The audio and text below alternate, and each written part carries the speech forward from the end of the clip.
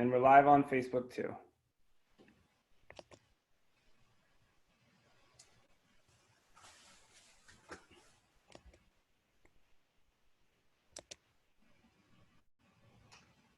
All right, Brad Seaman, thank you very much for joining us. And thank you everyone who is currently watching at this moment. We are joined by Brad Seaman. Brad, why don't you go ahead and let us know what your title is at the Seaman team? Oh, sure, Justin. Thanks for having me on. I'm Brad Seaman, the Seaman team at Keller Williams. I'm a residential real estate broker with some, I guess, fairly interesting niches that I work in. We can talk a little bit about that. And I appreciate you having me on. Of course, we're happy to have you, and I'm glad we can sit down and talk about this. We've had so many questions coming into our office, not just about finance, but also about the current state of the real estate market. So I had a couple of questions for you, and we talk pretty often, and you've been kind of breaking it down for me, but I figured this would be a good time to send this out to all of the people who want to know about real estate and what's going on. So what is the current state of the real estate market right now? There's a lot of questions around that. So we're getting questions daily about what's happening, and it's always really specific, right? So I'm really hesitant to give a blanket statement about what every piece of San Diego or California is doing because it's really hyper local. Mm-hmm. So all of our clients or people that are asking us the questions, we really want to figure out where they are, kind of price points, and really look at their hyper local economy and see what's actually happening. We have some that we put on, still have multiple offers just like 30, 45 days ago. And we have some that, stopped showings altogether, and we actually withdrew them from the market. So it's interesting. People are doing different things. Showings are still being addressed, but it's with extreme caution. So it will be interesting to find out what the next 30 days bring, but I don't want to make any real predictions as to what's going to happen. There's lots of theories out there, and I don't want to be a conspiracist here. Well, yeah, and I had a certified financial planner on the other day too, and it's really hard to give any kind of statement as far as like what's next because we just don't know. No matter who says what, we don't know, and there's a lot of things that could happen. The market seems to be recovering or to respond well to the stimulus packages that we put out, the $2 trillion one, and then there's more recently $400 or $500 billion one for small businesses again. So hopefully that we can ride that momentum, and I think that it just like real estate and finance, it depends on the area, what you are looking for in particular. I had someone who asked me to ask the question, and I know you can't really answer it because it's just not, it doesn't make any sense. But she said, "Should I sell my house? I'm 70 years old." And I said, "Well, I'll ask him, but it depends." Like it's just like a typical lawyer, you have to answer that way. It does depend, Justin. And what we're finding, I went on an appointment yesterday, and the seller's 92 years old. And I'm fully masked up with gloves and trying to stay away, let her out of the house as I walk through it and walk the backyard on my own. But the reality is that's a really tough property to even show. I mean, even with precautions. Yeah. So what we're finding is essential homeowners, sellers, buyers, people that are doing 1031 exchanges, people that were homeless because they sold a house and they have to buy another one. They're out and looking. So we're getting a lot less showings on homes, but the ones that are really serious are the ones doing things. Yeah. And that still turns into multiple offers in certain cases. Yeah. So, and on the lending side too, rates are pretty low, if I'm not mistaken, right? Overall, they've been very unpredictable. Yeah. So short term, and I'm not a mortgage lender, so I'll give you that preface. But they've been a little unpredictable. So one day it's one thing, and a couple hours later it's something else. Overall, they've still held pretty low, but there's certainly some concerns about what it could do. What I'll tell you about lending, many of the lenders have changed the way that they lend, and they've pulled back some of like their correspondent lines and things that they do. So it's a lot more cumbersome to get a loan. Escrows are getting delayed a little bit in a lot of cases. And some of the loans that used to be there 30 days ago are no longer there. Yeah, so we actually had a question come in from Ms. Diaz. It says, are getting loans more difficult at this time? And I think the answer would probably be a little bit yes, but also it depends on your situation, depending on your, you know, your score and all that. Can I just answer everything in Yeah. it depends? Yeah. So now you sound like a typical lawyer. So, here's what's happening. If you have a good down payment, if Uh-huh. you are a conforming borrower with a W-2, meaning that you're on payroll and that you have good job security, there's probably not a whole lot of variance in what's happening in your loan product. If Okay. you're a business owner and you're trying to do a bank statement loan, which is like an Alt-A, it's going to be a lot harder. And most of that product, or actually all of that product, is just gone. Yeah. So you have to prove your income in different ways. So it depends on what position that you're in. But there are certainly loans being done. There's things that are happening. Doesn't mean that you have to have 20% down to buy a house, but they're tightening up restrictions across the board. So that kind of brings me to my next question for you. And why is this different than 2008, 2009? Because it sure feels a lot different, not just because we're right in the middle of it, but the whole feel of the market and the government's reaction, everything just feels a little bit different. Oh, it's definitely different. I mean, there's no doubt about it. In 2004 to 2007, we had a very artificially inflated market based on bad lending practices of people that should have never been buying homes or been in loans. Today, we are in a different place where it's actually more restrictive, and it's been contracted really over the past 10 to 12 years, where we're not lending those same types of loans. We're not putting that money out there. So that's one thing that's very different. This is not an economic bubble. This is an economic hardship that the country's facing. Yeah. And so it's different. Now, the outcome is soon to be seen. Yeah. I think in the next 30, 60 days, we'll have a much bigger understanding, but we've got unemployment that's really high, but it hopefully will be temporary. Some of it won't be, but there's going to be some different factors that we'll have to watch to see where it shakes out. Yeah. We were talking a little bit about pricing before we got on the call, and Justin, we haven't seen a tremendous impact on pricing in the market right now. Really? It hasn't dumped a whole lot. It's pretty even keel. Yes, things are changing, and it depends on where it is, right? So different places are seeing different things, but we're not seeing a dramatic downward pressure on pricing. So before the coronavirus started, were we in a buyer's market in San Diego or a seller's market? Very strong seller's market. Okay. And are we still at that point, do you think? I would argue we're still in a seller's market in many cases. Now, if you're talking $2 million in the second home market, maybe not. Yeah. But when you're talking about your bread and butter up to 800 or $1 million, it's pretty strong in the seller's favor still. And we are seeing some price reductions and things that you can't stretch that price too far. Yeah. But it's still strong to the seller's advantage. So people are still buying, maybe not as aggressively as before, but there's still homes being sold and not much of a change, would you say, so far? Well, there's lots of change. Lots of change in how we're doing things and who's out and how things happen. I think, those of us that have pivoted really quickly and looked at how do we do this business differently right now are sustaining and doing just fine. You're going to find a lot of real estate agents, a lot of people out there that are going to change quite a bit if they don't adapt quickly. And that's key. It's finding ways to make people safe and think about the people first, and then roll into, okay, how do we show the house? How do we do it virtually?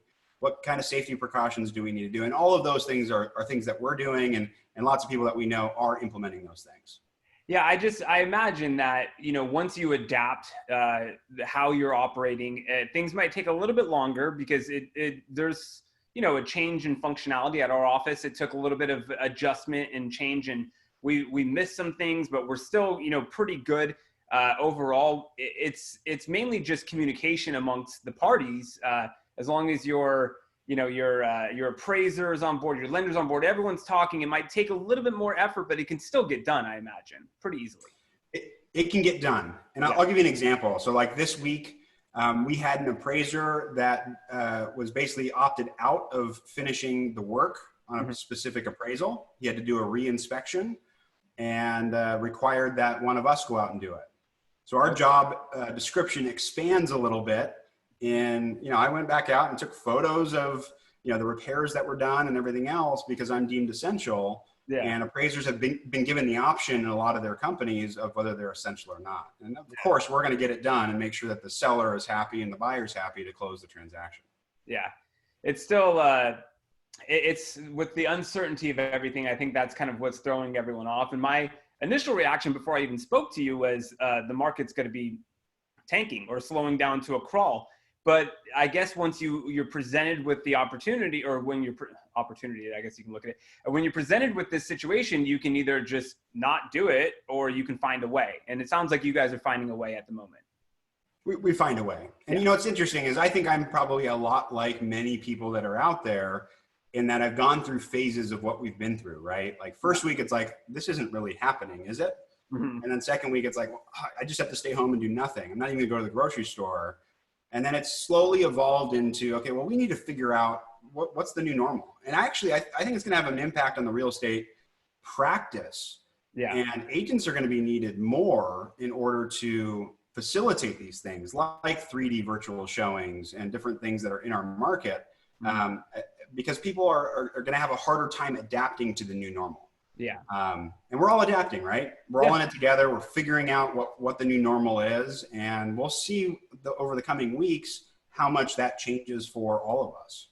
Now, I know you're mainly focused on the residential side, but I want to ask you, and just you can give a general answer if you want to, but the commercial side, I have to imagine that we're going to see a lot more commercial vacancies. We're going to see the commercial real estate market just absolutely tank because people are figuring, I can work from home. Like, we don't need this commercial space anymore. So we haven't talked about this, Justin, but we've got a background in multifamily, commercial, industrial. We don't broker a lot of that, but we have family ties to that. Mm-hmm. So I have a pulse on what's going on from those perspectives. And so some economists think some interesting things. So what I'll tell you in the first month, we saw, probably 10% of residential tenants that weren't able to pay rent the first month. Mm-hmm. In the office industrial area, it's probably 20 to 25%.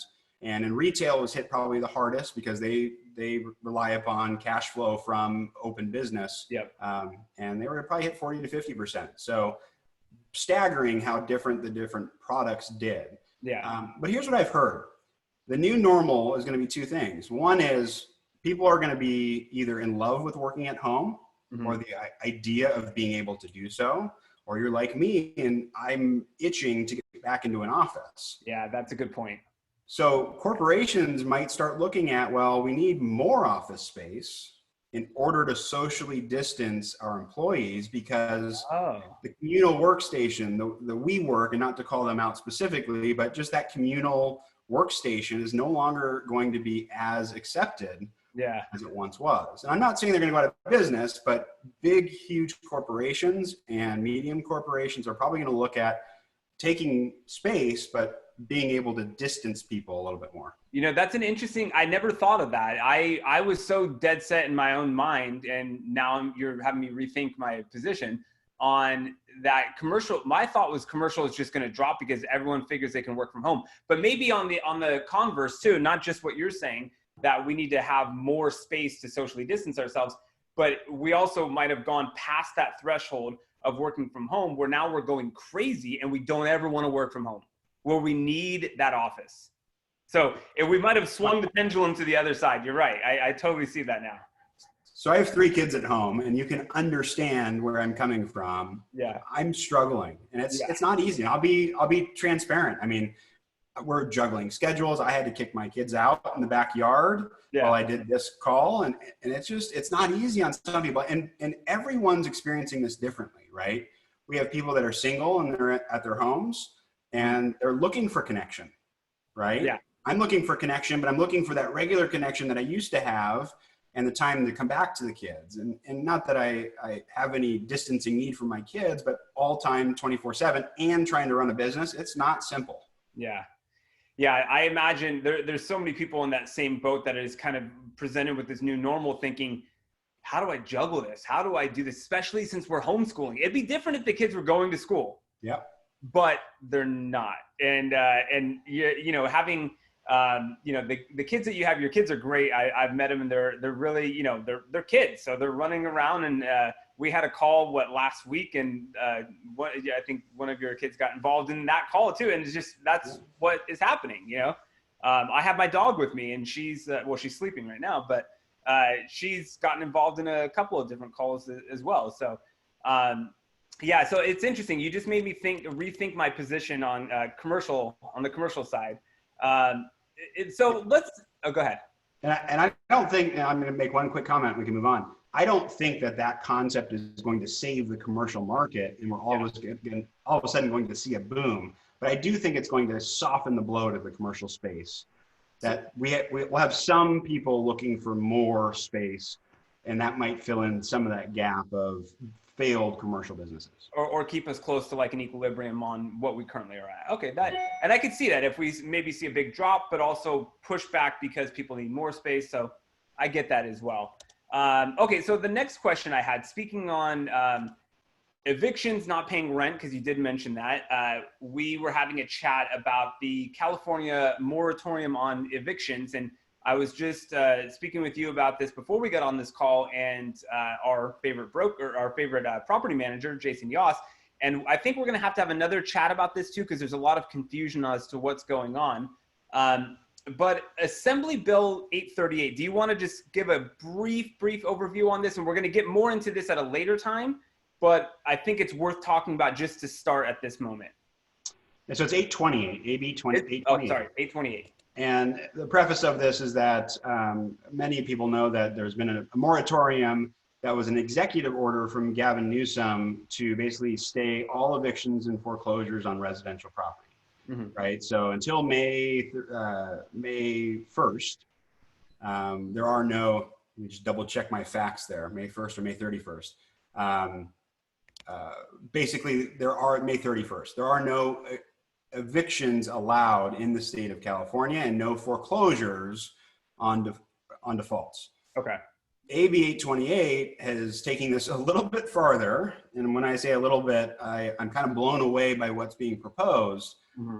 AB 828 is solidifying that in the California Senate, right? So that there is a moratorium on evictions mm-hmm.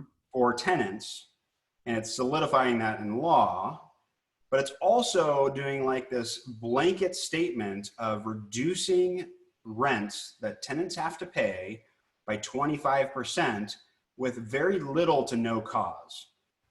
And what that means is that if any circumstances changed, even if you haven't lost a job, even if your income has remained exactly the same, but you have more cost for childcare or just a change in your circumstances based on this. And raise your hand if you haven't had a change in circumstances because of COVID-19, right? Yeah, it's pretty much going to be across the board. Yeah. So they're saying that, 25% reduction in rent for up to 12 months once an unlawful detainer is filed. So if you stop paying your rent, you'll have an unlawful detainer filed once this opens up, and it basically will put you in a position where a tenant would be able to request a 25% reduction in rent, and the landlord would not be able to evict them. Right. I can't tell you how, and that's why I want to do more research on this, because when you first mentioned this to me, I thought there's no way, that's impossible. But it makes me nervous because it seems like for some reason, California looks at landlords as the deepest pockets of any person or any group in general, meaning pass the cost on to them. And granted, I am sympathetic to the renter as well. They obviously are in a bad situation, and we need to figure out how to do this. But to put into law that you are forced to reduce your rent that on a contract that you've already entered into with someone, which to me, there has to be some kind of constitutional challenge on multiple fronts, because it doesn't seem like there's any due process as well too. And going to the courts with all these presumptions doesn't feel like due process. That's what someone might argue, is that, we're going to go through the court system and the judge will decide ultimately. that's not due process to me, because why should we have to, or why should a landlord have to have a presumption against them just based on the fact that they own the property? So, and I'm, number one, I'm empathetic about every tenant that's out there. And I think we're all in this hardship together. There's lots of different ways that we can help backstop our economy and help support people, to not make them homeless, to have food there. But a blanket statement across the board, which immediately just presumes that the landlord's going to take the hit, I don't feel is an appropriate way to handle it. yeah. And correct me if I'm wrong, but I don't think all landlords are going to be able to handle that. I don't think so either. And to me, my first thought was, well, are they going to go to restaurants and say that you have to reduce your prices 25%? Because that's the same thing for me. A landlord is treating a rental like a business, and it seems like it's they're not being rewarded for taking the time to save money and they're giving homes to people. And so they're taking a chance by having this as well too, because there's a lot of protections for renters. So if we're going to tell a landlord that without cause, pretty close to it, you have to reduce your rents by 25%, are we also going to go to restaurants? Because why are we going to pay full price for food? Because what if I have an economic hardship? Should I tell the waiter that too? That doesn't make sense to me. Well, let me spin this even a step further. What if across the board, the employee workforce, we went to them and said, you know what, now it's time, we're all impacted by this. Everyone has to drop their pay by 25%. Yeah. That's and another place. We don't have to show a hardship. You're just going to get 25% less because it's a really tough time right now. Yeah. And that's, from that perspective, I think people will understand it a little bit more. Yeah. And I understand there's very wealthy investors out there. There's people that own lots of units. And there's people that can weather the storm and would be able to do that. A court order to do so is a much different conversation though. Yeah. And that's where I get scared. I don't think there's any validity to putting that through and putting all that burden back on the landlords. Yeah, it seems like, again, we seem to view landlords as the most deep-pocketed individuals who can withstand this storm better than anyone else, but they're a business owner just like anyone else. And some businesses are going to their employees and asking them to take pay cuts, and that's unfortunate too. And I don't, you can have your opinions about that. I just think that to have the legislature come out and say, this is what you must do, just feels wrong. And I think we're starting to see all the pushback, and anyone can have their opinion about the virus and the protesters about, and I could see both sides to that too. I'm not going to take a stance here at this time. But obviously protect yourselves, protect the people around you. But, oh man, that just feels a little eerie. The difference is the business owner had the choice Mm-hmm. to offer the role at 25% less. Yeah. This is a statewide legislation that's trying to be passed so that every landlord has to do it, and the court can order it as a solution to keep that person in their home. I have a feeling, well, I know this will be challenged in the courts right away. Constitutional, I think it's against the California Constitution too. We need to do another talk about this, me, you, and Jason, because it just doesn't sit right. So we'll definitely be readdressing that in the next couple of weeks. Absolutely. I had one more question for you, Mm-hmm. and this is something we talked about yesterday when we were having a chat. The higher density urban areas, the higher populated areas. What are your thoughts? Do you think we're going to see some places being sold there? Because that seems to be the most affected by the COVID-19 virus. The people who are a little bit more spread out and a little bit farther away from everything, statistically don't seem to contract it as quickly. And obviously that makes sense because, I live in Little Italy and there's people everywhere. We're stacked on top of each other. So what are your thoughts on the market in that sense? Well, it's hard to have a crystal ball. And I also believe that there's a potential that we have the millennial population as well as, Generation X are the largest percentage of people that are living in urban areas that are walkable.